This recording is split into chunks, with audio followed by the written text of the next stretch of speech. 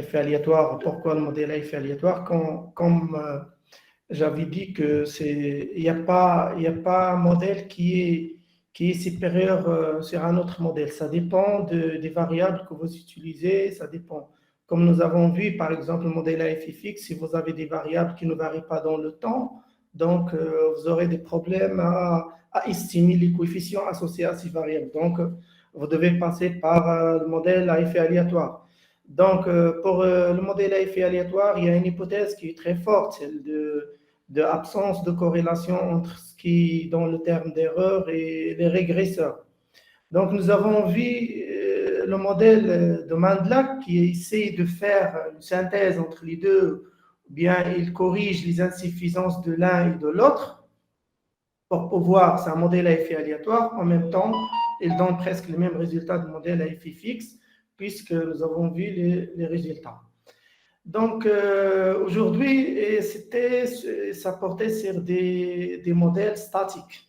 C'est-à-dire quoi statique? C'est-à-dire que c'était des modèles où la variable dépendante, il ne figure pas à droite, c'est-à-dire il ne figure pas parmi les variables explicatives. Aujourd'hui, on va voir les modèles dynamiques. Les modèles dynamiques, pourquoi dynamiques? Parce qu'on aura la variable à expliquer et son retard qui sera parmi les variables explicatives, ce qui va poser bien évidemment le problème d'endogénéité puisqu'il sera corrélé avec l'erreur. On verra par la suite comment résoudre ce type de problème. Bien sûr, on va pas... Il n'y a pas une solution magique, mais à chaque fois, on doit corriger et on ne peut pas corriger tous les problèmes posés par l'économétrie. Donc, on aura par la suite l'occasion de voir le modèle de panel VAR ou le modèle VAR en données de panel. On va discuter dans quel contexte on peut utiliser le panel VAR. Comme je dis tout le temps, les modèles, c'est des noms qui changent, mais la logique, c'est toujours la même, c'est des régressions. Parfois, on entend des noms, mais c'est toujours des régressions. La logique, c'est la même. Une variable à expliquer, des variables explicatives, et c'est les transformations sur les variables explicatives qui changent la méthode d'estimation, qui posent. Mais généralement, même si les noms changent, modèle à effet fixe, modèle à effet aléatoire, frontière stochastique, c'est des noms, mais généralement, c'est des variables. Notre problème, c'est comment expliquer une variable avec d'autres variables en corrigeant un certain nombre de problèmes. Donc, bien sûr, le plan est... Donc, nous allons passer aujourd'hui au modèle dynamique avec le modèle VAR en données de panel. Je vais directement... vers la fin, je vais vous envoyer cette présentation. Elle est toujours, je l'actualise. Hein. À chaque fois, je l'actualise, j'ajoute, et je mets même dans la bibliographie des références qui vous sera utile. Même vers la fin, je vais vous envoyer tout un dossier, là où il y a des articles, il y a des livres avec R, avec Stata, c'est-à-dire toute la documentation que j'ai utilisée dans cette formation. Bien sûr, je vais passer directement. Voilà. Là, le modèle dynamique, le meilleur exemple, c'est le modèle de Solow. Tous ceux qui veulent travailler sur la croissance, donc c'est le modèle de Solow, c'est le point de départ. Et puis, vous pouvez l'augmenter selon votre problématique. Il y en a ceux qui vont travailler sur capital humain, croissance économique, protection sociale, croissance économique, complexité, ouverture. Donc, c'est des variables. Mais le point de départ, c'est ce modèle. Ce modèle, c'est quoi? C'est LNYT2, c'est notre PIB. C'est notre PIB par habitant. Si vous travaillez dans le contexte des panels, je vous conseille de travailler toujours avec le PIB par habitant en PPA pour résoudre deux problèmes. Donc, le problème, la taille de la population, puisque vous travaillez sur un panel, il y a des pays où la population est énorme, il y a d'autres pays où ils ont une population, donc il vaut mieux travailler avec le PIB par habitant. Puis en PPA, c'est en relation avec le pouvoir d'achat de la monnaie de chaque pays. Donc le modèle de Solow, vous le connaissez tous. Donc c'est le PIB par habitant, sur son retard, c'est YT1. Exponentiellement l'indaté, c'est le coefficient que vous allez estimer, on verra. Et puis nous avons S, c'est le taux d'épargne. Et toute cette expression 1 moins exponentielle l'indaté taux que multiplié alpha sur 1 moins alpha, c'est le coefficient qui sera associé à l'épargne, également pour moins 1, donc c'est le coefficient associé au taux de croissance démographique. Bien sûr, vous le connaissez, N, c'est le taux de croissance démographique, G, c'est le taux de croissance de la technologie, et delta, c'est la dépréciation du capital, ce qu'on appelle la droite de déclassement. Et bien sûr, A0, c'est parce que le point de départ, c'est la fameuse équation de Cope-Douglas, qui est Y est égal à K à la puissance alpha, L à la puissance 1 moins alpha. Donc, en passant par 2, on arrive à ce modèle qui, normalement, comme hypothèse, c'est en régime permanent, c'est-à-dire en état d'équilibre.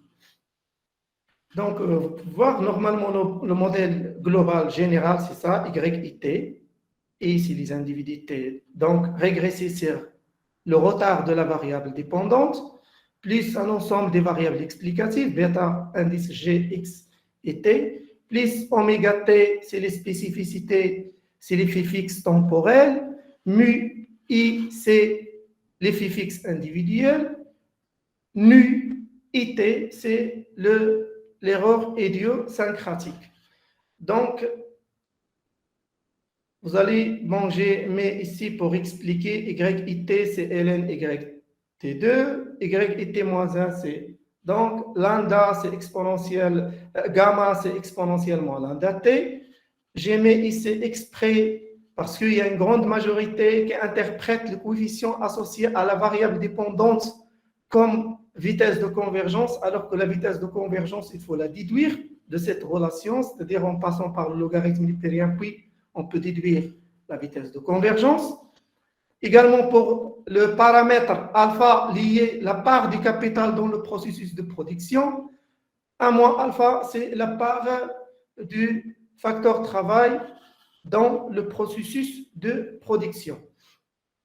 Bien sûr, j'aimerais bien attirer votre attention sur une autre question, parce que là, puisque nous avons la variable dépendante, on parle de la convergence, parce que le coefficient associé à la variable dépendante, c'est-à-dire la variable qu'on cherche à expliquer, qui se trouve à droite. Ce coefficient, on l'appelle également coefficient de lissage, coefficient d'inertie. Et également, c'est le test de racine unitaire que vous connaissez, parce que le test de racine unitaire, c'est quoi? On régresse la variable sur elle-même, donc, et on voit cette variable, comment elle est attachée à son passé. Si elle est attachée à 100% à son passé, on dit que cette variable, elle est non stationnaire, c'est-à-dire qu'elle présente la racine unitaire. La racine unitaire, c'est ça, c'est le coefficient associé à la variable dépendante. Donc, on dit qu'il y a un problème d'hystérise. Ce problème d'hystérise, c'est quoi? On l'utilise également dans la sociologie. Quelqu'un qui est hystérèse, c'est quelqu'un qui est très attaché à son passé.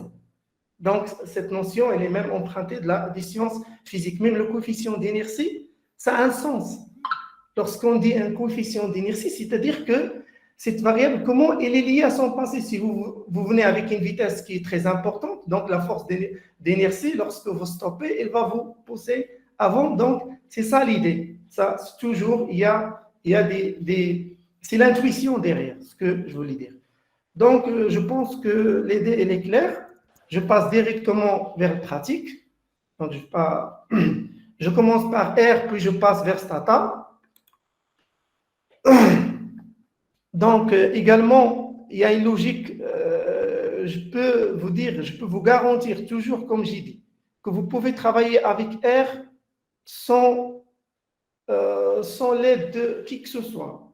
Vous pouvez, juste si vous avez la logique, croyez-moi, vous pouvez travailler facilement. C'est très facile à manipuler. Ce n'est pas très compliqué. Il y a seulement la logique des packages, parce que si vous voulez travailler avec les données de panel, vous aurez besoin de PLM comme package. Si vous voulez faire des graphes, vous aurez besoin d'un package qui s'appelle ggplot. Plotly pour avoir des graphes interactifs, Stargazer pour avoir des sorties LaTeX ou des sorties même mettre dans un même tableau. TextReg, c'est la même chose que Stargazer, c'est la même chose. Et ainsi, Red Excel, c'est pour lire des fichiers format Excel. Panel var, c'est pour travailler le panel var. Donc, vous venez ici, vous pouvez voir à droite que vous avez une liste des packages. Elle est là, User Library. C'est des packages. Il y en a ceux qui sont installés avec R, mais une grande majorité, vous devez les installer. Vous cliquez ici et vous pouvez installer le package que vous voulez.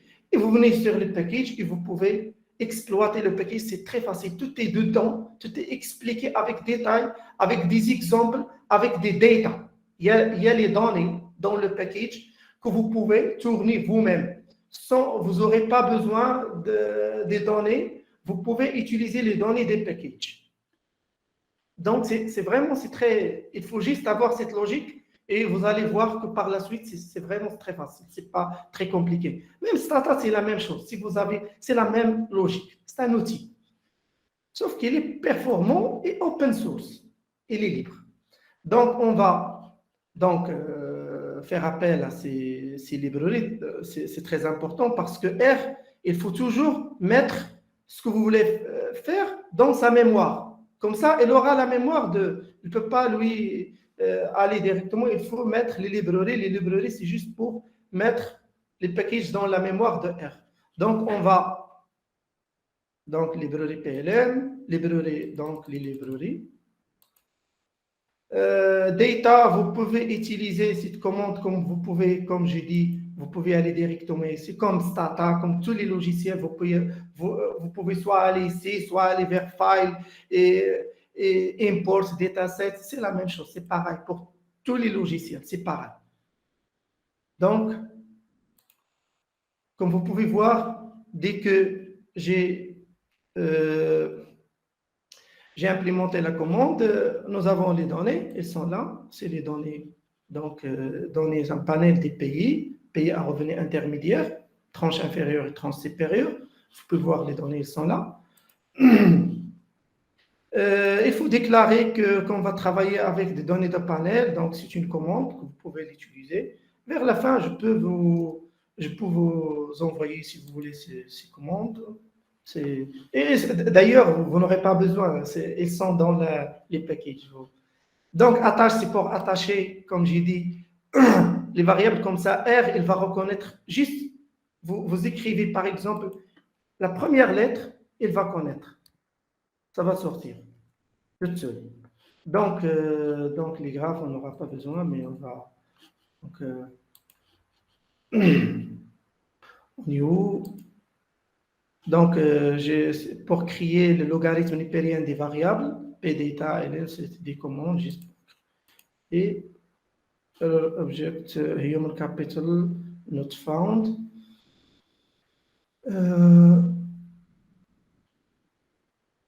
Pourquoi le human capital n'est pas... Donc, c'était...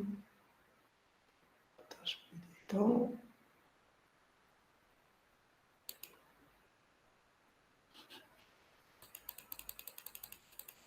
Non, non.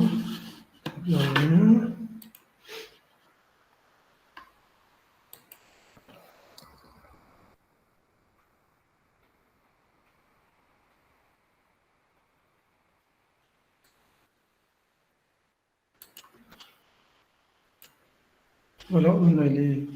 Donc, il faut juste lire. Hein. Erreur, c'est écrit. Erreur, object, human capital, not found. Il n'a pas trouvé human capital.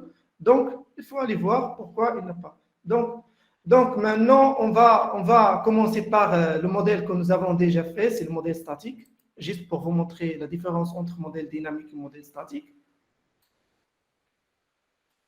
Ici, le modèle dynamique, pooled, dynamique, absolue, c'est-à-dire c'est la convergence absolue, sans contrôler les caractéristiques. Donc, c'est juste le PIB régressé sur son passé. Lag, c'est retard, et le PIB.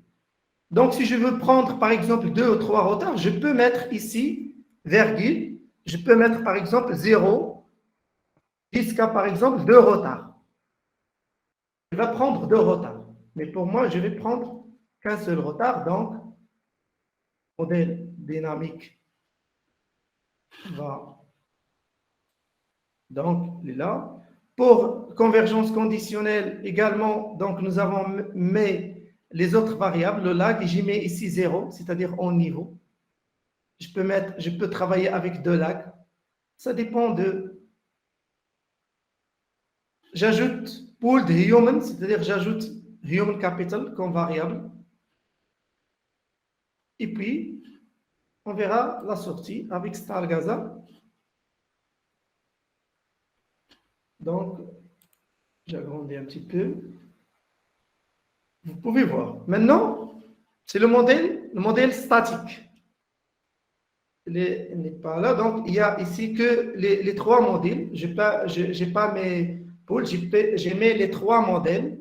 Celui-là, celui-là, celui-là. Vous pouvez voir, ça c'est la convergence absolue, elle est significative, mais vous pouvez voir que la variable dépendante, elle est très liée à son passé. C'est là, c'est gamma, c'est-à-dire, si vous voulez la vitesse de convergence, il faut prendre cette valeur et venir ici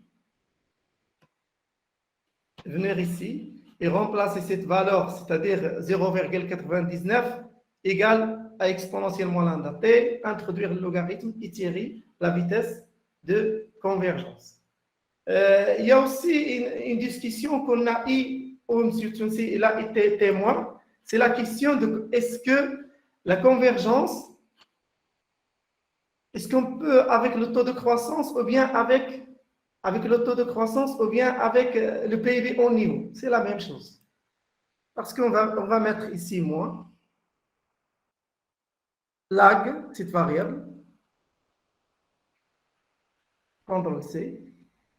Ici, CTRL-V. Donc là, si vous voyez, LNPIB moins LNPIB T-1, c'est quoi? C'est le taux de croissance. Et là, on aura, donc, on va factoriser. On aura le même résultat. Vous pouvez voir. Donc, je vais changer le nom. Donc, vous pouvez voir qu'on aura les mêmes résultats si on travaille avec le taux de croissance, sauf que au lieu d'avoir 0,997, on aura 0,0003, moins, avec un signe moins. Et les autres coefficients, c'est les mêmes coefficients. Parce que nous n'avons rien fait. Nous avons que faire moins lag ici et moins lag ici. On va factoriser par le coefficient. On aura un moins exponentiel moins lambda t. Donc, c'est pour ne pas perdre du temps, mais j'ai déjà fait l'expérience, c'est les mêmes résultats que ce soit avec le taux de croissance, sauf que avec le taux de croissance, vous aurez un R carré qui est très faible. Pourquoi? Parce que nous avons travaillé avec le taux de croissance au lieu de travailler avec le PIB en niveau qui présente la tendance. Parce que le R carré, c'est en rapport avec la tendance. Il y a ceux qui interprètent le R carré comme quoi c'est R carré, c'est un bon modèle, c'est un très bon modèle, mais normalement, donc je préfère mettre l'expérience comme ça, vous allez voir comment les choses vont. Donc, je vais copier. Comme ça, vous allez voir avec vos propres yeux les résultats. Donc, j'utilise ici moins.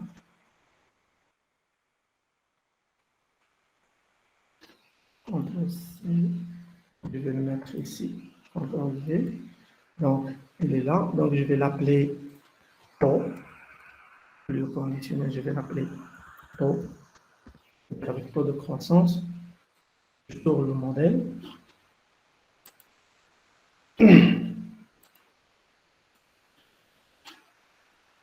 J'utilise Stargazer.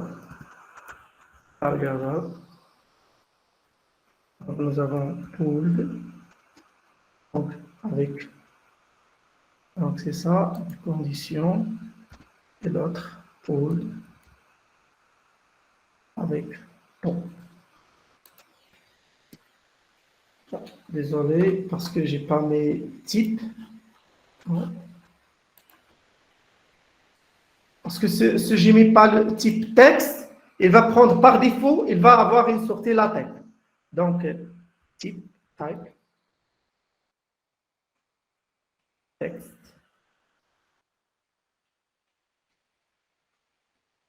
Voilà.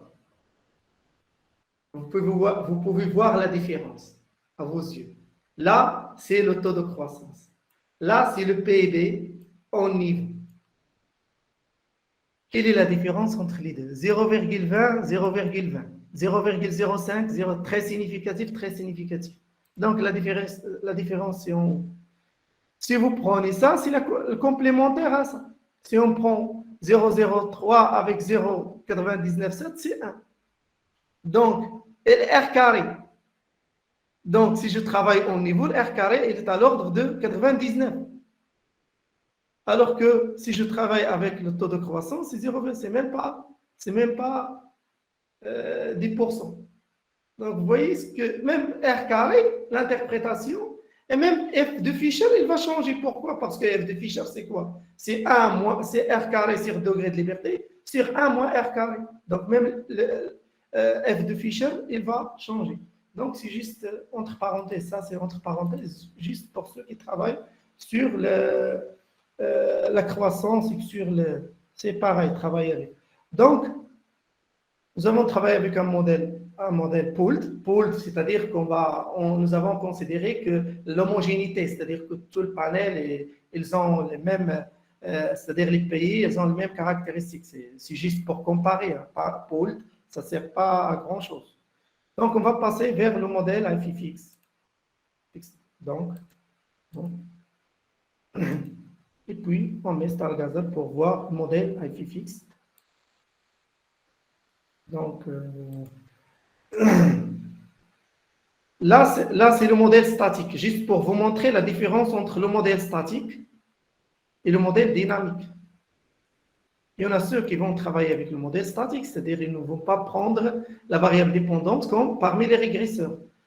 Donc, vous pouvez voir c'est l'investissement, le travail et le capital humain.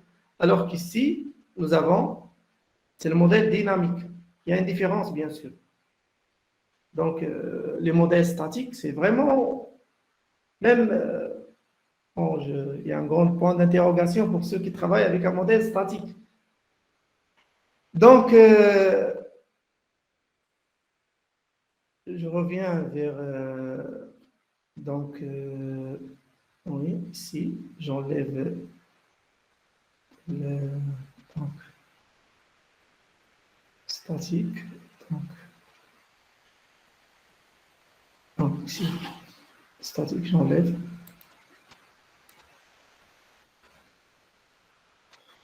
Donc, statique, je vais mettre le statique.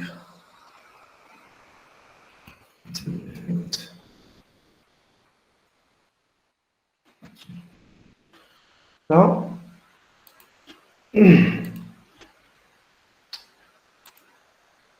Là, je vous montre quelques techniques. Hein, maintenant, si vous travaillez avec, c'est la convergence absolue. Si vous voulez traiter la convergence absolue, vous pouvez calculer la vitesse de convergence absolue.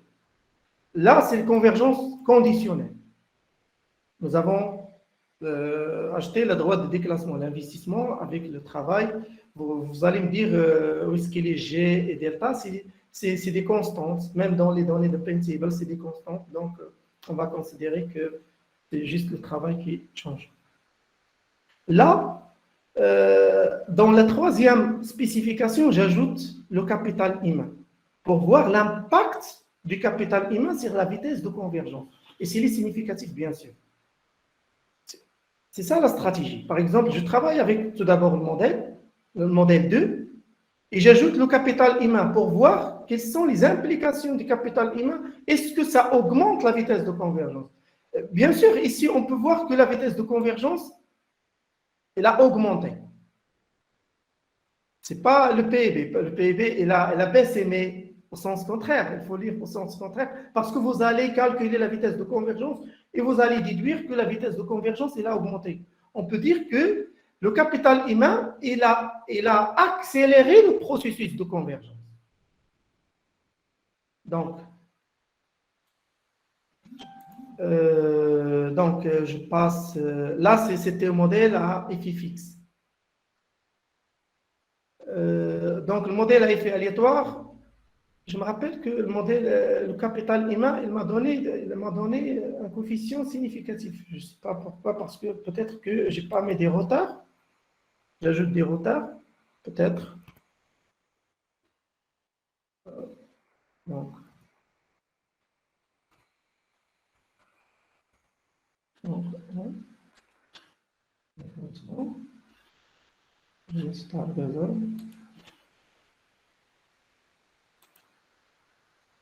même si j'ai pris 2 retards, ce n'est pas significatif.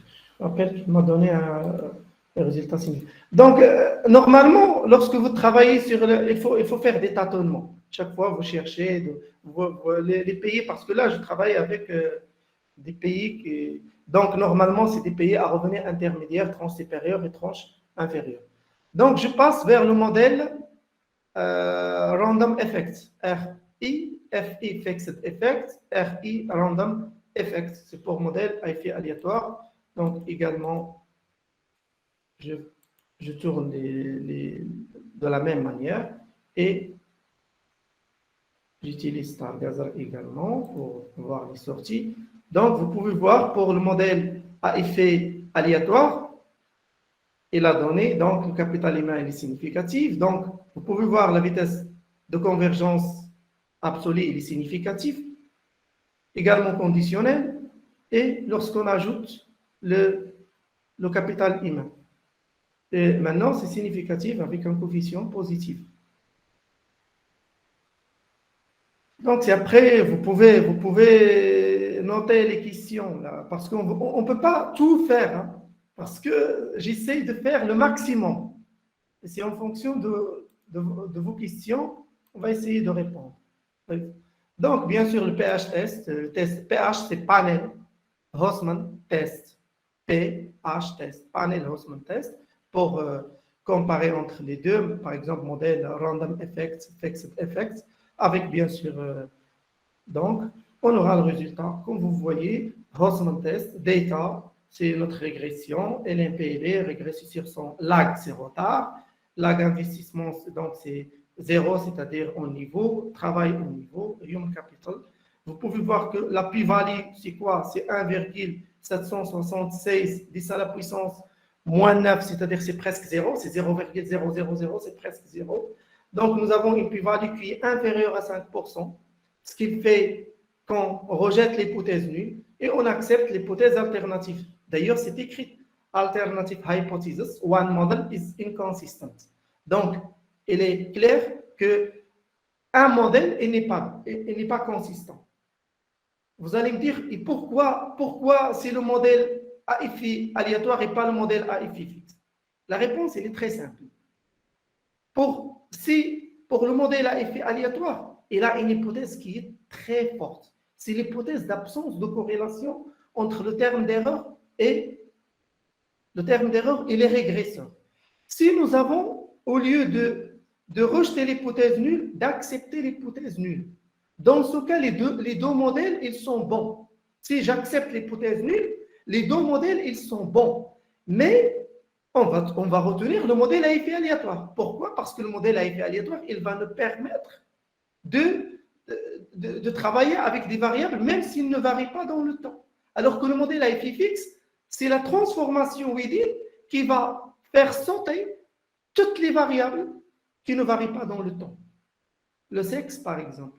Si vous travaillez avec des données micro et vous êtes intéressé par le sexe, par la race, donc c'est des variables qui ne changent pas dans le temps. Et si vous travaillez avec modèle à effet fixe, vous n'aurez pas la variable dans la spécification. Même vous allez la mettre, la variable, parce que l'effet within, il va éliminer la variable. directement. Là, on passe vers le GMM. Donc, GMM, bien sûr, il y a une commande qui s'appelle PGMM, Panel Generalized Method of Moments. C'est une fonction, vous pouvez aller à côté et vous pouvez lire. Il y a des exemples, il y a des modèles, il y a des exemples. Tu vois, vous voyez, il y a énormément d'exemples. Vous pouvez comprendre facilement. Donc, on va tourner les GMM. Bien sûr, GMM, j'explique tout ce qui est ici, tout ce qui est écrit ici. Donc, GMM absolu, GMM, c'est la même chose. Donc, nous allons faire notre régression. La barre verticale, c'est pour dire qu'on va utiliser les variables comme des instruments. Toujours, lorsque vous allez rencontrer barre verticale, c'est-à-dire que vous pouvez la faire avec Alt 6, barre verticale, c'est là. Lag, on va utiliser le retard de variables dépendantes de 2 retards jusqu'à 99 comme maximum. Et cette régression, elle émane de PData, c'est-à-dire la base de données. Effect, c'est l'effet individuel. Vous pouvez mettre effet temporel, time effect. Vous pouvez mettre les deux, twice. Model, two steps. Two steps, c'est quoi two steps? On va tout d'abord estimer la matrice de variance-convariance des erreurs et on va corriger, c'est pour corriger la question d'hétérosidasticité.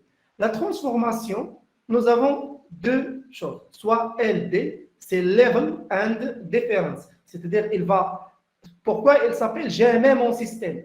Parce qu'il travaille avec deux équations. Une équation en niveau et une équation en différence. Si on utilise LD, si on utilise au lieu de LD, on utilise que D, donc il va travailler qu'avec l'équation en différence. Bien sûr, là, il va prendre les retards aveuglement. Vous voyez ici, aveuglement. Vous allez voir ce qu'on aura comme, donc on tourne le modèle. Regardez ce qui est écrit ici, warning message, NPGMM effect. The second step matrix is singular. A general inverse is used. C'est-à-dire que dans deuxième étape, la matrice, il est singulier, c'est-à-dire que la matrice n'est pas inversible. Pourquoi? Parce qu'il y a énormément des instruments. Donc, il a utilisé une méthode, c'est-à-dire qu'il va forcer la matrice à être inversée. C'est une méthode générale, c'est-à-dire qu'il va créer des artifices pour inverser la matrice. Là, je vais utiliser, pour éviter ce problème, je vais utiliser une fonction qui s'appelle, regardez, c'est collapse, true. C'est-à-dire, je demande à R d'écraser les variables, c'est-à-dire qu'il n'utilise que l'optimum. Et là, on n'aura pas, vous voyez, on n'aura pas ce message.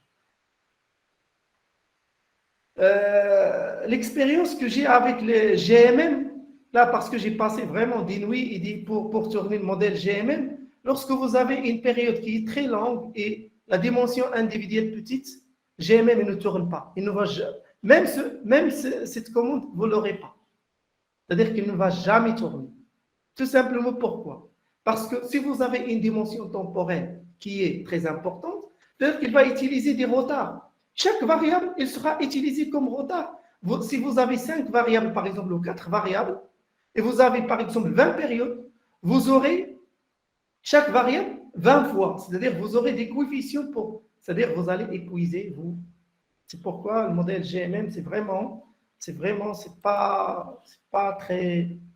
Il faut faire des recherches. Je ne veux pas dire que c'est pas... Mais il faut faire des recherches.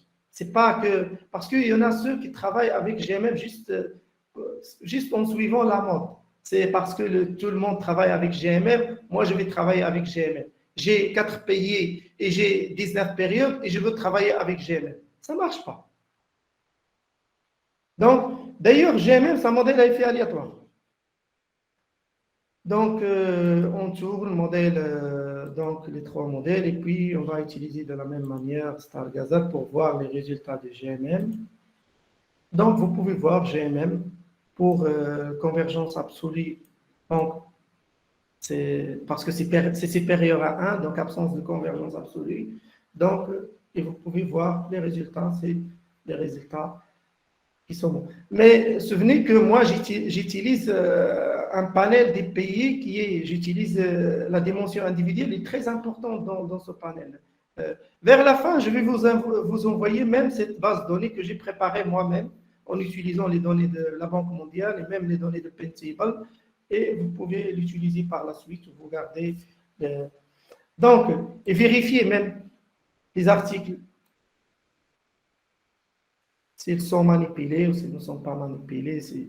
Parfois, je trouve des résultats qui sont vraiment Donc, bien sûr, là, je mets le test de Sargan dans les GMM, c'est un test très important. Le test de Sargan, parce que j'ai utilisé moi Stargazer, il ne montre pas le test de Sargan, c'est pourquoi j'ai mis, sinon je peux mettre comme ça, summary, directement le modèle, et on aura, donc c'est GMM,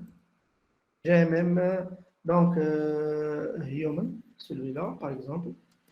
Comme ça, vous aurez toute la sortie, parce que Stargazer, il réduit l'eau. Donc là, c'est le modèle tout entier. Hein? C'est en détail. One, why, individual effective steps, model system GMM,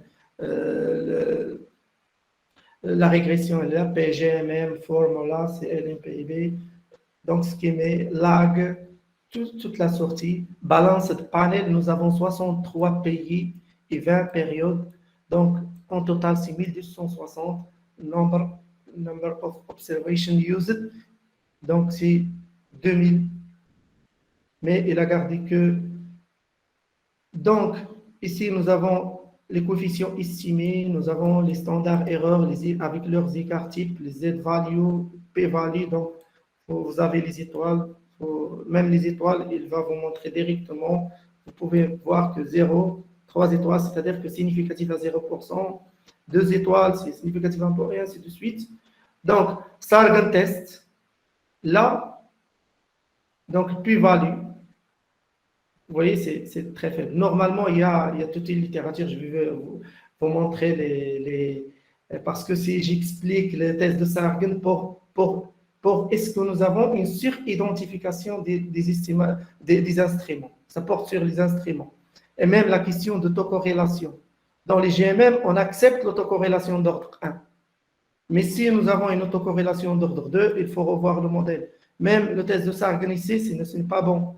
Donc, généralement, c'est entre 10 et 30, 10% et 30%, on accepte. Ce qui est dans la littérature, généralement, il y a Arellano et Bond, il y a donc, je vais vous montrer les références.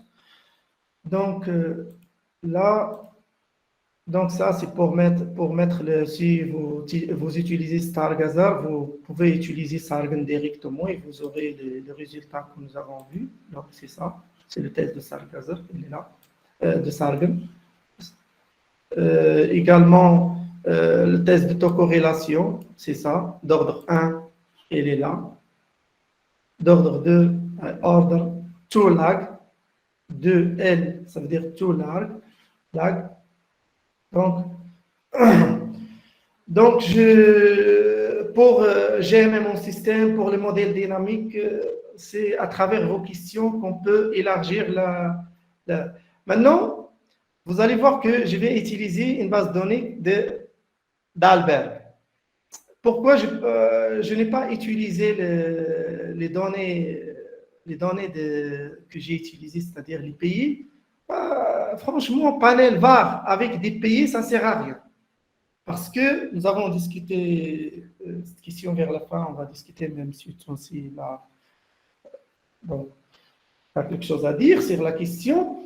L'idée de pourquoi VAR au lieu d'aller vers panel, pourquoi le VAR? Le VAR, c'est un modèle de simulation, c'est-à-dire on veut simuler des politiques.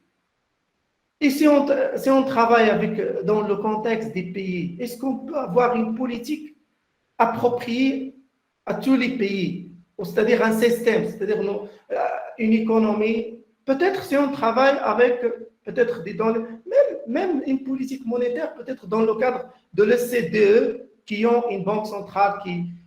Mais dans le cadre de tous les pays en panel VAR, je n'ai pas trouvé sincèrement des travaux sur la question. Des travaux qui ont... Même celui qui a travaillé le premier avec le panel VAR, il n'a pas travaillé sur des pays. Il a travaillé que ce soit sur des régions ou soit des municipalités. Celui d'Halberg, lui aussi, il a travaillé sur des municipalités. Ou peut-être panel VAR dans le cadre des données micro. C'est-à-dire, si on veut simuler une politique pour un échantillon donc des régions, là, je pense que ça vaut le coup. Mais pour des données, c'est pourquoi j'ai utilisé Data, utiliser une base de données qui se trouve dans R, dans le package panel VAR. Donc, je clique, elle est là. La base de données, elle est là.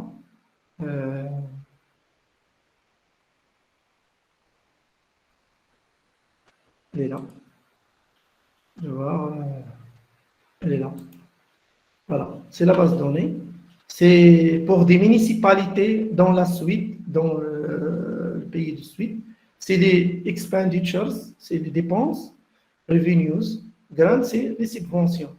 Là, on veut voir avec les panels VAR, simuler par exemple une augmentation des dépenses publiques, peut-être sur le... Donc là, je vais revenir vers les commandes. Donc, je peux utiliser, donc, déclarer que c'est des données de panel. Comme d'habitude, c'est pdata.frame pour donc, la dimension individuelle, c'est ID, hier, c'est pour... j'attache, comme d'habitude. Et là, la commande, elle est là. On voit, panel var, c'est pvar GMM. Il y a pvar GMM, il y a pvar fixed effects. Dans les commandes, vous pouvez aller dans panel var et exploiter, parce qu'on ne peut pas voir toutes les démonstrations. Donc, pvar GMM, dependent variables, c'est-à-dire les variables dépendantes, comme vous savez, le var, il n'y a pas une variable endogène, une variable exogène. Bon, c'était les critiques de Sims. À l'envers de quoi? À l'envers du modèle à équation simultanée où les variables à expliquer sont dictées par la théorie économique, ce qu'on appelle la modélisation à la Klein ou la modélisation d'inspiration keynésienne. C'est-à-dire c'est le modèle ISLM, parce que le modèle ISLM, sa partie économétrique, c'était les modèles à équation simultanée. Mais d'après les critiques de Sims et même les critiques de Loka tout d'abord, et les critiques de Sims avec son article qui est Econometric and Reality, si je me rappelle du nom. Donc, il a critiqué cette question que cette variable, elle va être la variable à expliquer les autres variables. Il a dit que toutes les variables elles vont être traitées sur le même pied d'égalité. Il n'y a pas une variable à expliquer, une variable explicative. Toutes les variables vont être expliquées et explicatives à tour de rôle. Et c'est pourquoi on l'appelle VAR. Parce que le VAR, c'est quoi? Si nous avons 3 variables, on aura 3 spécifications. 3 modèles autorégressifs. Vecteurs autorégressifs. C'est-à-dire, c'est des modèles.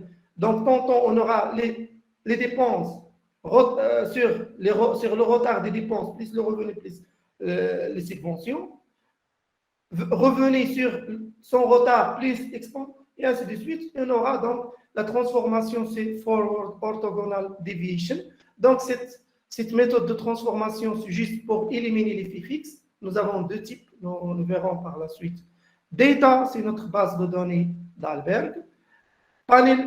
Vous pouvez aller consulter l'article de Dalberg, il est disponible. Je vais vous montrer comment, même je profite de l'occasion pour ceux qui arrivent à des articles qui sont... Il y en a ceux qui peuvent faire l'affaire, il y en a ceux qui n'arrivent pas à ouvrir un article qui n'est pas open source, c'est-à-dire qui n'est pas accès libre. Donc, step to step, maximum instrument dependent variable 99, donc minimum instrument dependent variables TOLAG et collapse false. Donc, ici, j'ai créé the performances of generalized method of moments, estimator of dynamic panel. Donc, il dit tout simplement que ils ont fait les simulations de Monte Carlo et ça montre que la transformation de type forward orthogonal deviation, c'est la meilleure que first difference, tout simplement.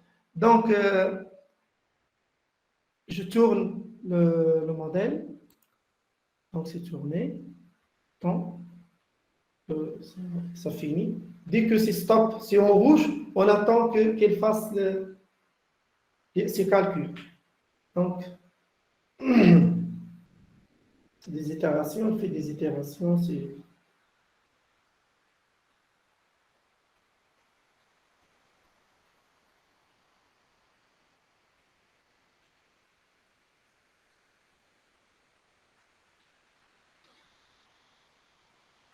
En attendant qu'il fasse, je veux, parce que je n'aurai pas le temps pour aller vers Stata, et je sais qu'il y a.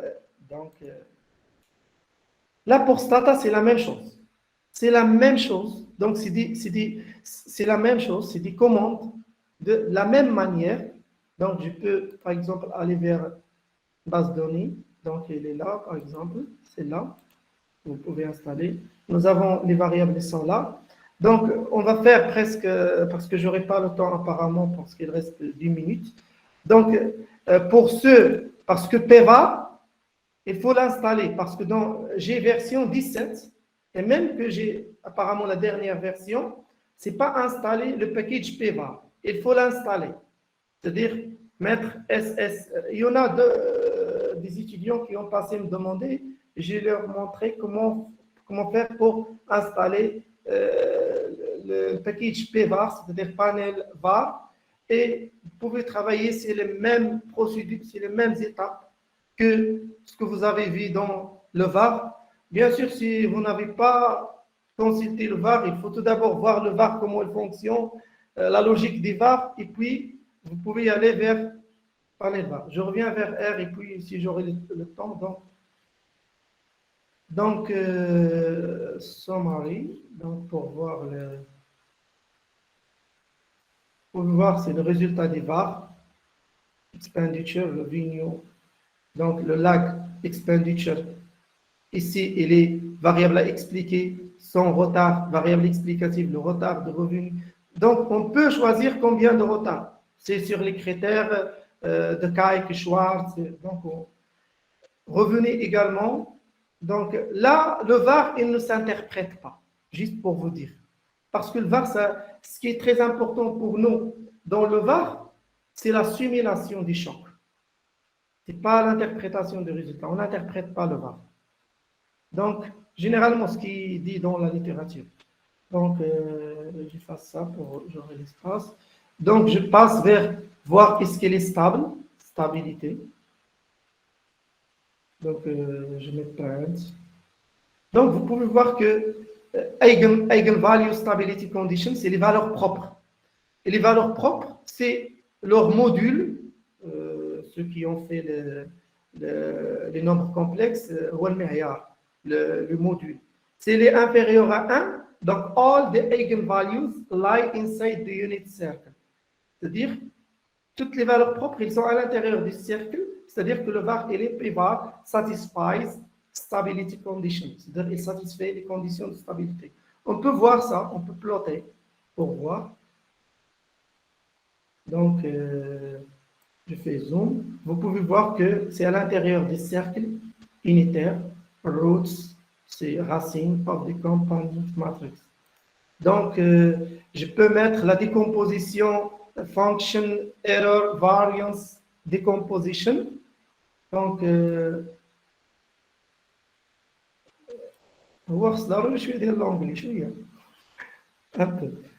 donc,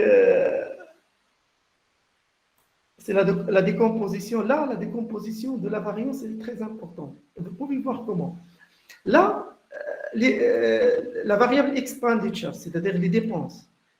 Regardez comment elle est liée à son passé. Presque, c'est à 0, ça diminue. C'est-à-dire que la variable, même dans le système, elle est presque principalement liée à son passé. Alors que le revenu, donc là, c'est comment, parce que ça, c'est l'expenditure, c'est-à-dire les dépenses. Le revenu, le retard 1, c'est presque 0, même les subventions. Dans le retard 2, ça commence à augmenter. Le revenu, comment il est lié? Maintenant, vous pouvez voir que le revenu, il est liés, c'est-à-dire l'effet des dépenses sur le revenu sont très importants, 69, ainsi de suite. Ça commence avec. Alors que le revenu à lui-même, c'est faible. Et pour les subventions. Donc, pour les subventions, là, c'est si vous voulez lire directement via les chiffres. Sinon, vous pouvez utiliser Impulse Response Function, c'est-à-dire la fonction Impulse, c'est-à-dire choc et réponse. Comment le système va répondre, c'est-à-dire l'économie va répondre suite à un choc, que ce soit augmentation des dépenses publiques, que ce soit augmentation des subventions. On verra comment la réponse. Donc, j'attends de... Je pense que je dois mettre plot. Oui, je vais mettre plot. Plotter.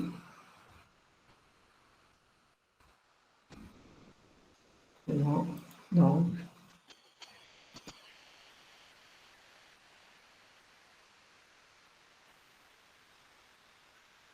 Ce que j'ai dit tout à l'heure, c'est ça, c'était ça. Donc, Generalized Impulse Response Function. Donc, c'est-à-dire que expenditure on expenditure, c'est-à-dire la réponse des dépenses suite à une augmentation d'une unité de réponse à une unité de dépenses, c'est positif, puis ça revient vers l'état stationnaire. Pour voir si vous avez bien stationnarisé aussi les variables étaient stationnaires, normalement, vous devez toujours revenir vers l'état stationnaire parce qu'un choc, donc c'est transitoire. Après une certaine période, moi j'ai mis 8 périodes, N-head, c'était écrit dans la commande, j'ai mis 8, vous pouvez, c'est pourquoi il y a 8 ici, vous pouvez voir, c'est, moi j'ai écrit 8, il est là,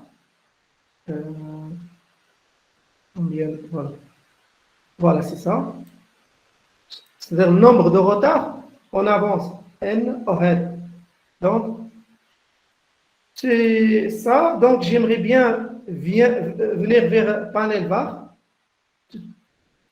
Vite fait, elle est là, c'est panel VAR. Vous avez toutes les fonctions. Si vous voulez travailler avec Generalized Input, vous cliquez, vous allez avoir une base de données si vous voulez travailler avec elle. ORF. Donc, je vais vers. Voilà. PVAR.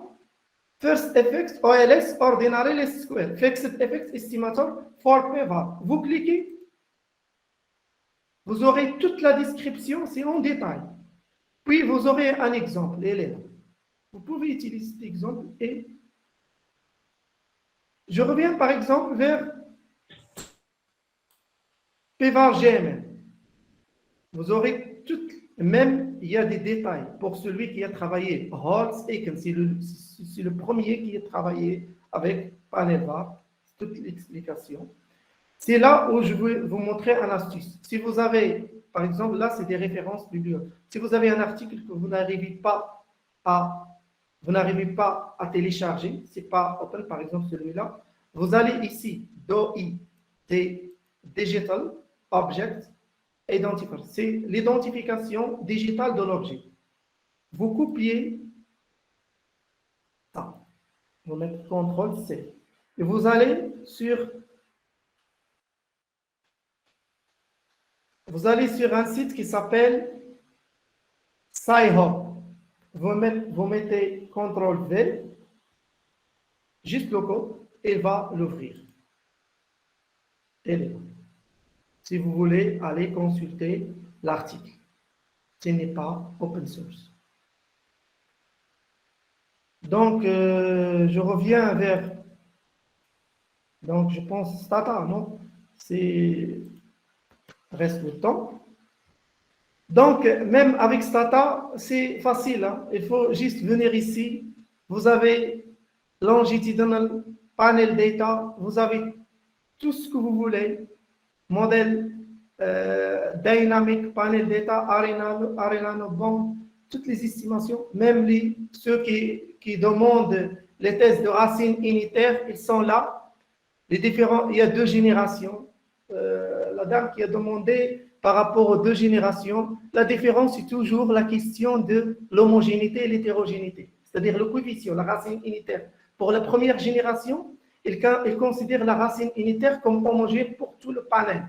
Alors que la deuxième génération, il distingue, c'est donc Levenloon, Chou, Aristotle et MP Zaran, c'est deuxième génération. Hadri, c'est deuxième génération. Il y a tout, même pour les racines unitaires, vous pouvez aller à R et voir les articles qui ont. Il faut toujours aller vers les articles, il faut lire les articles. Et vous aurez la réponse à toutes les questions, sauf que vous pouvez lire. Donc, je pense que je m'arrête à ce niveau parce que je n'aurai pas le temps pour tourner toutes ces commandes. Donc, avec vos questions, peut-être on verra. Et merci.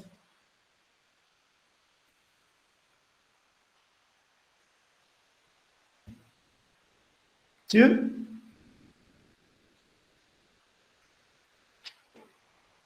Tu toi aussi?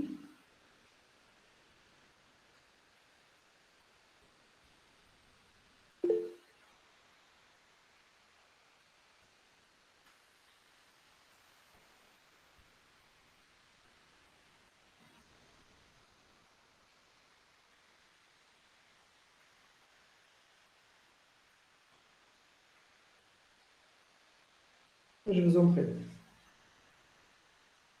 On attend ensuite qu'il.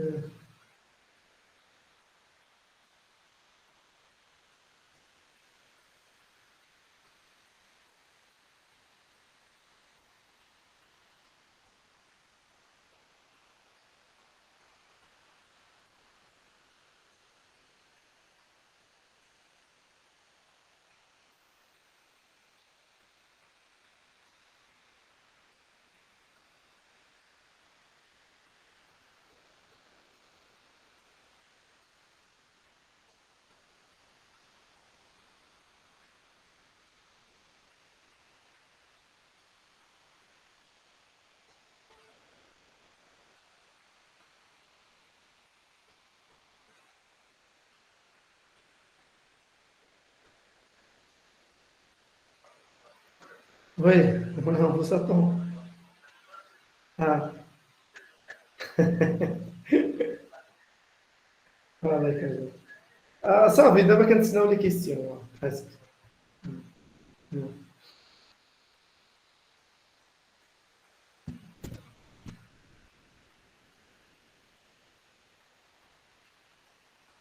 Étudiants, si vous avez des questions par rapport au modèle dynamique, je pense que c'est-à-dire qu'il a évoqué l'idée du VAR, panel, qu'il est inutile de les étudier, ils ne s'adaptent pas, ou bien les problématiques ne s'adaptent pas, à moins que ce soit une banque centrale, par exemple la BCE, où on traite de la politique monétaire unifiée.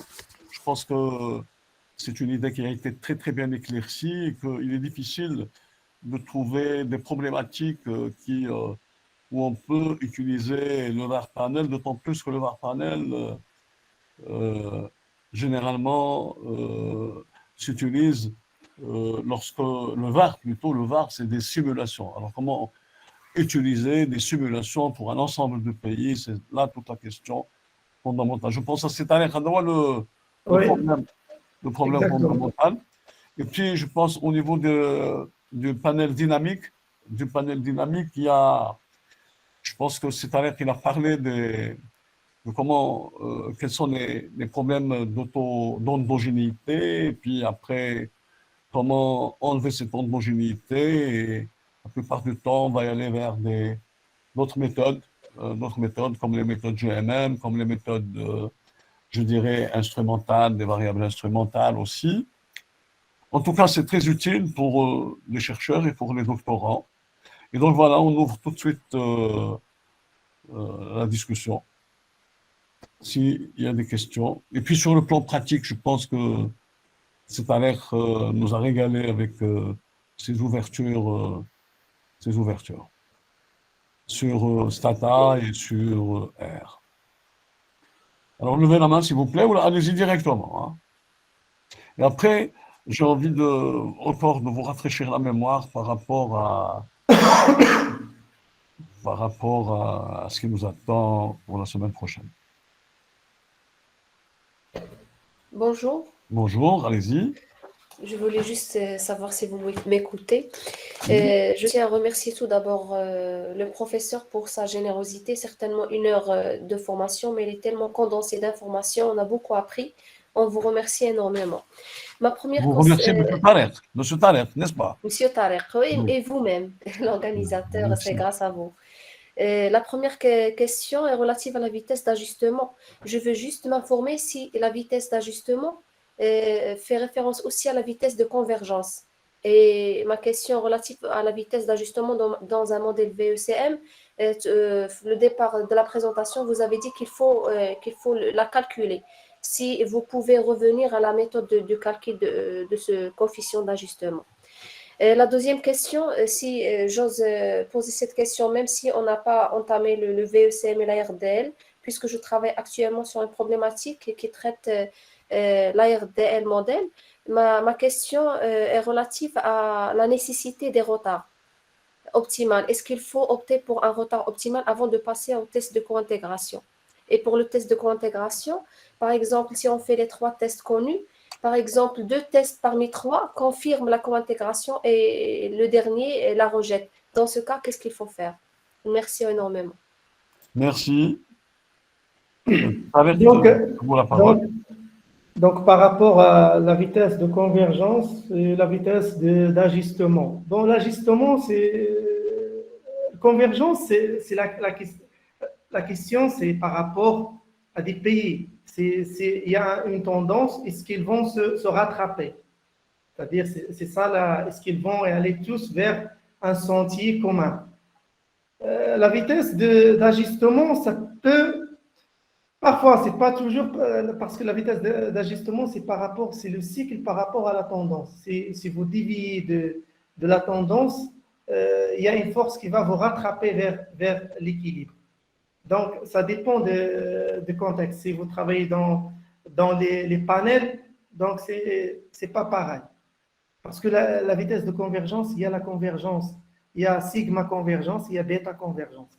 Sigma convergence, on peut dire c'est la vitesse d'ajustement, parce que sigma convergence, c'est les fluctuations par rapport c'est la variance, c'est les écartés par rapport, comment vous écartez par rapport à la moyenne et vous allez revenir.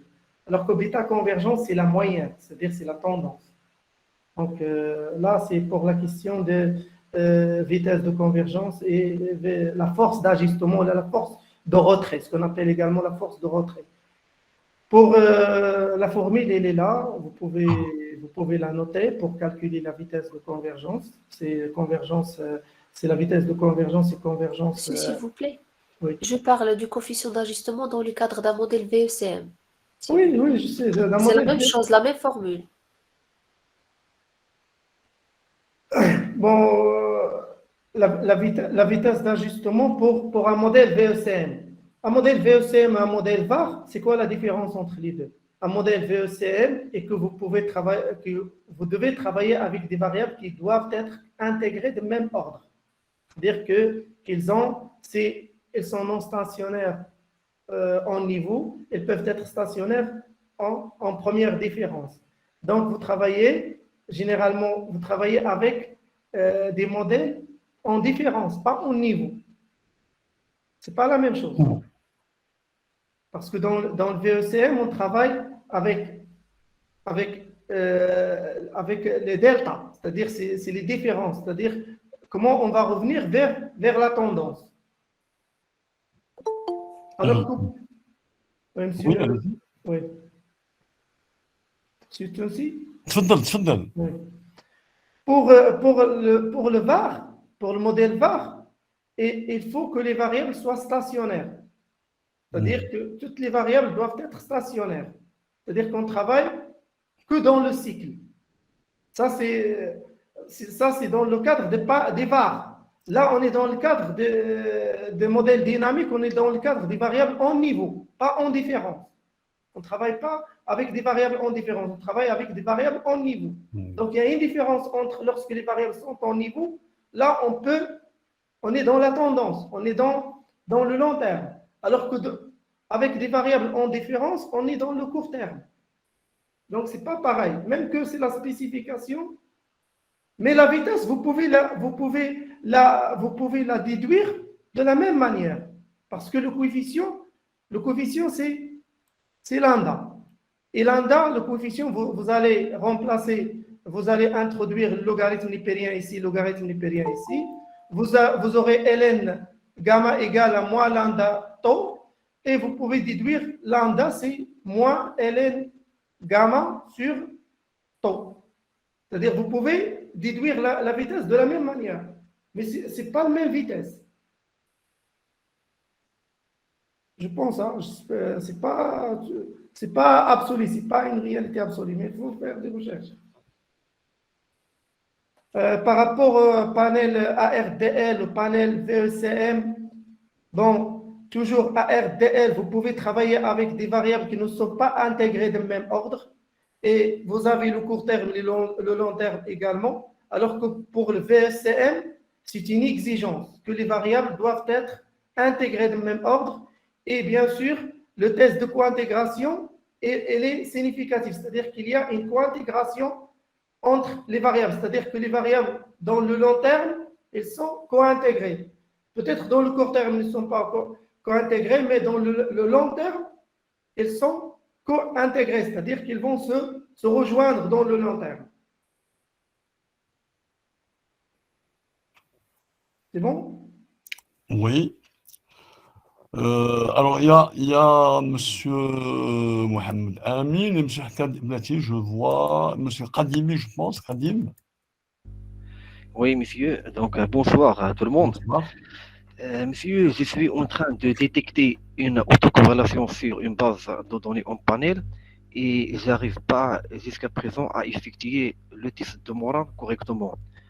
Franchement, je ne sais pas, est-ce que vous pouvez nous montrer brièvement un exemple de test de Morin ou bien juste les arguments qui nécessitent ce test. Et merci beaucoup, monsieur. Bah, franchement, moi, je ne connais pas le test de Mora. De Morin. Moral, c'est un test d'autocorrélation. Voilà. Dans le cadre de données de panel, Oui, monsieur, c'est ça. il n'y a pas que les tests, il y a énormément de tests. Il y a Durbin Watson, il y a Arellano, il y a même Woodridge, il y a un test d'autocorrélation. Non, c'est de Watson, c'est pour autocorrélation des erreurs. Moi, je parle sur l'autocorrélation spatiale. Ça veut dire, L'autocorrélation spatiale, il faut demander Mubarak Amin. Il est là, il est avec nous. C'est lui Oui, qui a il va travaillé prendre la avec parole tout de suite. Il va prendre la parole tout de Oui, suite après. parce que lui, il va connaître mieux que moi. Elle a travaillé avec modèle spatial et Oui, d'accord, monsieur. très bien. On va demander à Amin. Amin, il Bonsoir, pourra messieurs. nous éclairer là-dessus sur une autre séance, Inch'Allah. Amin, à toi la parole. Oui, bonsoir. Bonsoir, messieurs. Bonsoir, monsieur Tchounsi. Bonsoir, c'est Tarek. Bonsoir. Tfadal. كتسمعوني ياك؟ Oui, c'est bien. D'accord. Donc, avant de poser les questions à monsieur Tarek, je voudrais juste dire quelque chose à propos de l'autocorrélation spatiale. Déjà, le cadre où travaille monsieur Tarek et la précieuse présentation qu'il était en train de nous faire à propos des panels, des VAR panels, des GMM panels, et l'autre monde qui concerne les modèles spatiaux, les effets d'interaction spatiale, je vais dire que c'est deux mondes différents. Le premier, ça concerne des effets individuels, des effets temporels. Le deuxième, il concerne des effets de dépendance ou d'indépendance spatiale qui vont peut-être mener à soit vérifier des phénomènes de stationnarité ou d'hétérogénéité spatiale. Donc, pour pouvoir détecter cette autocorrélation spatiale à partir des données de panel, il faudra tout d'abord avoir une variable qui est très très importante, qui est la matrice de poids. Et cette matrice de poids, c'est une matrice de voisinage qui détermine les relations de voisinage entre les différentes régions. Dans notre cas, par exemple, dans le Maroc, on a 12 régions. Donc, on aura une matrice de dimension 12-12, c'est-à-dire ligne et colonne. Et donc, on aura soit la région 1 avec la région, par exemple, la énième région, soit elle va être voisine, donc on va lui attribuer, par exemple, le numéro 1. Sinon, on va lui attribuer un numéro 0.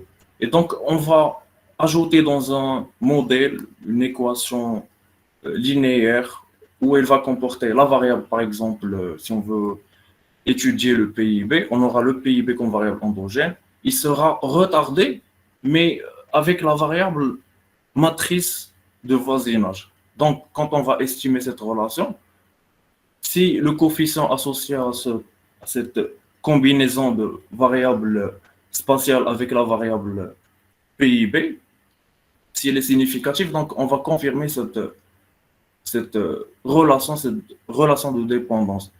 Et l'indice de Morand, ou bien l'indice d'autocorrélation de Morand, il a développé cette question. Il a à la fois donné cette relation que je viens de dire, cette relation économétrique, en vérifiant empiriquement cette relation de dépendance, et il a donné un indice d'autocorrélation. Et donc, il est arrivé à donner 3 conclusions, comme le coefficient de corrélation qu'on connaît. S'il est négatif, ça veut dire qu'il y a une corrélation négative. Ça veut dire que les variables, ou bien la variable, elle est dispersée dans notre territoire. Si le coefficient est positif, donc c'est une corrélation positive. Donc, la variable est concentrée dans le territoire. Si elle est nulle, donc c'est une concentration ou bien une dispersion aléatoire. Et donc, c'est 2 mondes différents. J'espère que j'ai répondu à la question de M. Abdeslam. Oui, c'est compris. Écoute, Amine, c'est Oui. clair, c'est très clair, on te remercie, mais on fera appel à toi certainement si tu es disponible, si tu as date, pour nous expliquer un petit peu plus en détail. On consacrera plutôt une séance pour voir un petit peu plus de détails et plus d'explications. Mais Oui, avec grand plaisir, monsieur Tounes. Merci. Alors, tu as des questions pour Tarek? Oui, donc j'ai presque 2 questions. La première, c'est à propos du modèle de Solow. Oui. Du modèle de Solow, de ses extensions pour arriver à étudier le phénomène de convergence. J'ai juste une petite remarque juste par rapport à l'équation de convergence. Si vous pouvez, monsieur Tarek, revenir.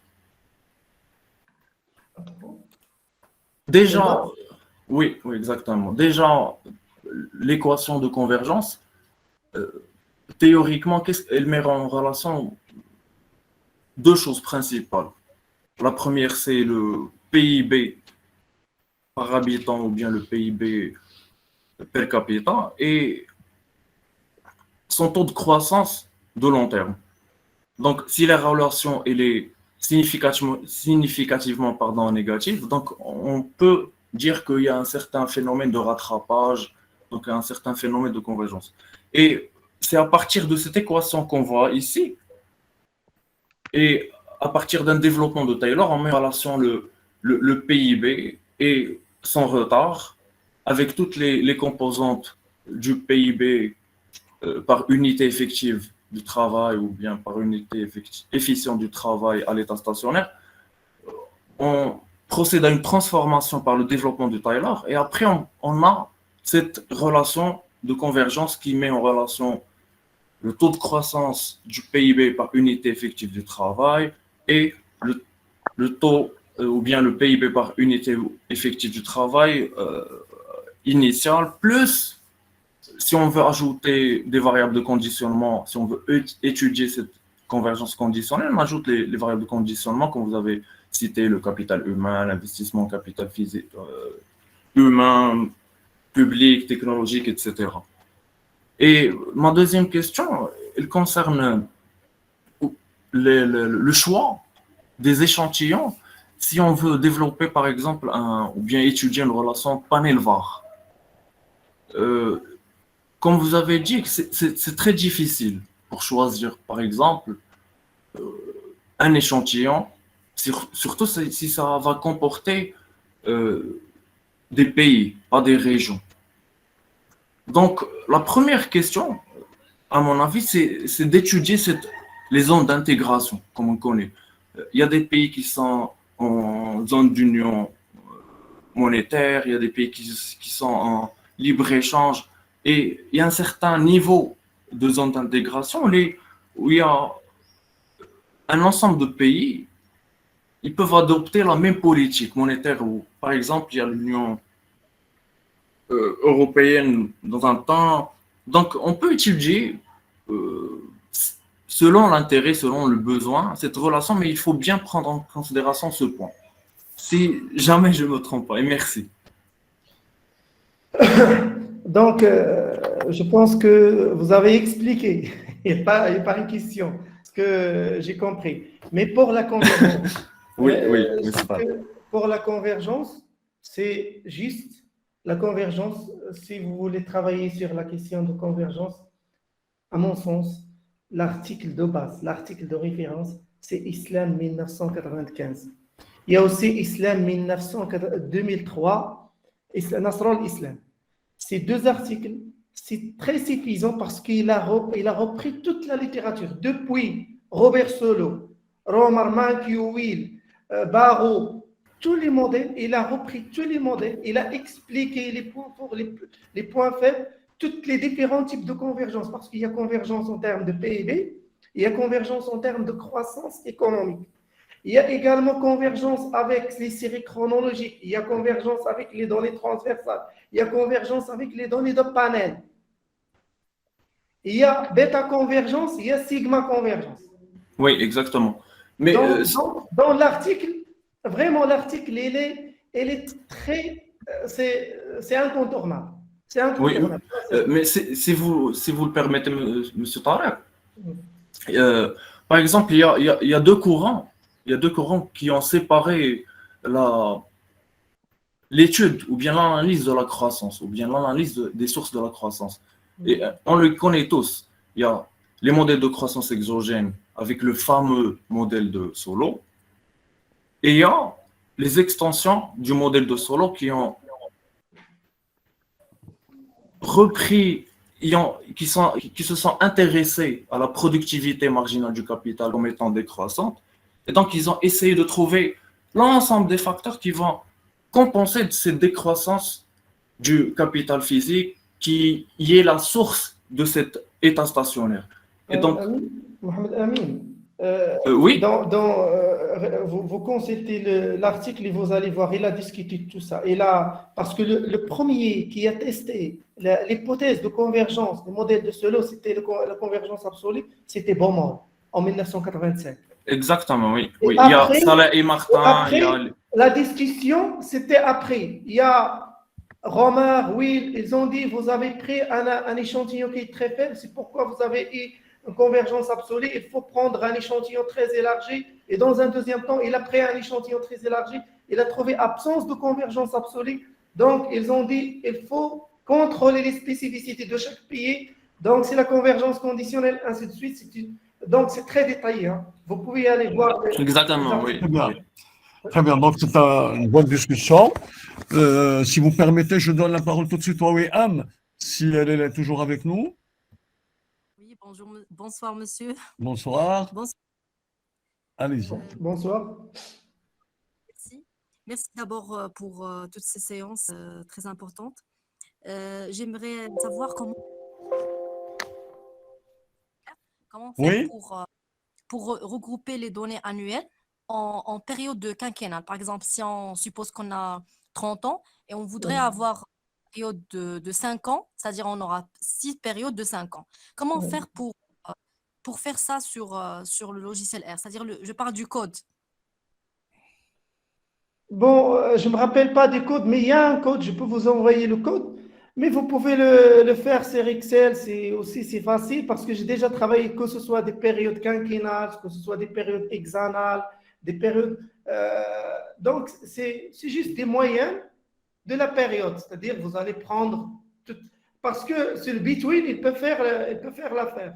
Il faut juste, il va calculer le between, c'est-à-dire une fonction, c'est la moyenne. Il va calculer la moyenne temporelle sur des périodes de 5. Mais je me rappelle pas du code, mais il y a un code pour calculer les périodes quinquennales et même quadriennales, selon vos besoins.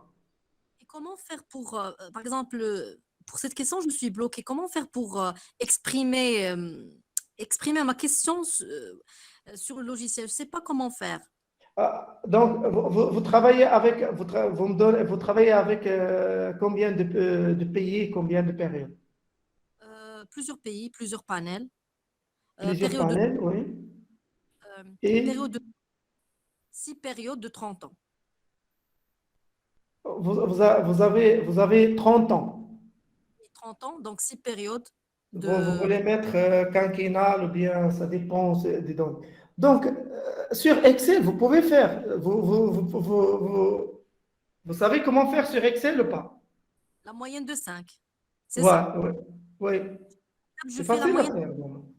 Sur R, maintenant, je ne connais pas la commande actuellement, mais la prochaine séance, je peux vous montrer, dans la prochaine séance, Inch'Allah, je peux vous montrer comment calculer période de quinquennale ou quadriennale. Mais j'attire votre attention sur une question qui est très importante. Dans les données de panel, ce qui nous intéresse, c'est pourquoi je dis panel VAR, c'est pas vraiment, c'est pas cohérent.